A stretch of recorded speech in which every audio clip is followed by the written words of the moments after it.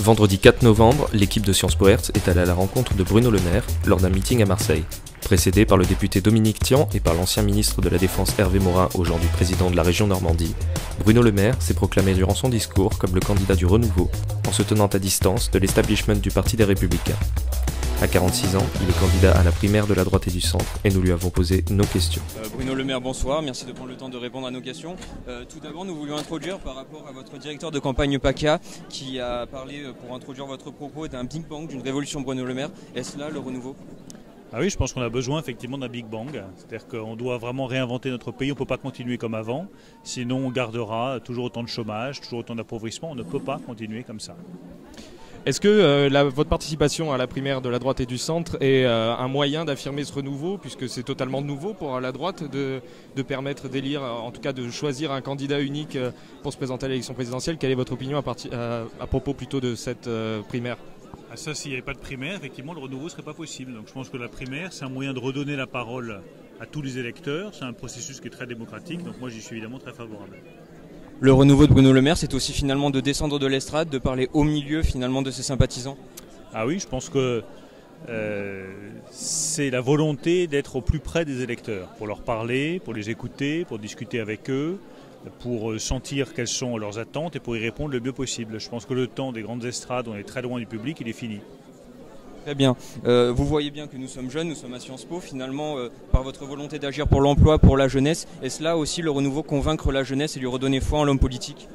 Oui, c'est convaincre effectivement tous les jeunes d'aller voter massivement, de leur montrer qu'ils ont leur destin en main et que c'est à eux de choisir un personnel politique totalement nouveau qui permettra de répondre à leurs attentes en matière de travail, en matière d'accès au logement, en matière de formation.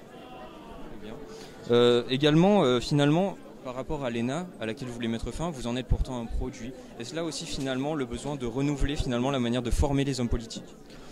Moi j'ai proposé la suppression de l'ENA par souci de remettre plus de mérite dans la haute fonction publique.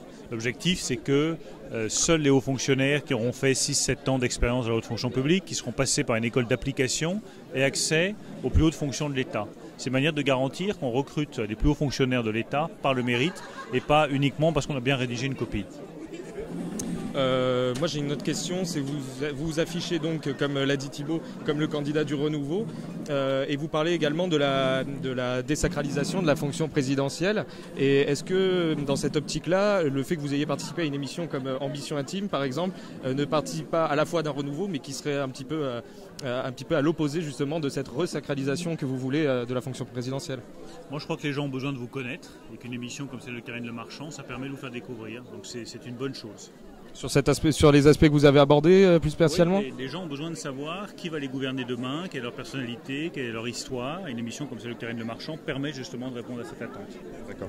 Finalement, ça permet aussi de rapprocher l'homme politique du peuple, puisque vous l'avez encore affirmé hier soir lors du débat de la primaire de la droite et du centre. Vous êtes quelqu'un qui veut réassocier l'homme politique et l'honnêteté.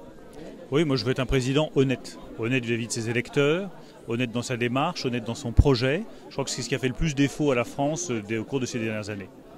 Et pour terminer, une dernière question. Vous voulez notamment vous opposer au cumul de certains mandats, mais vous n'êtes au contraire pas opposé à une limite du mandat présidentiel. Est-ce là essentiel finalement, un homme qui ne se limite pas du moment qu'il est bon pour réformer et faire avancer la France?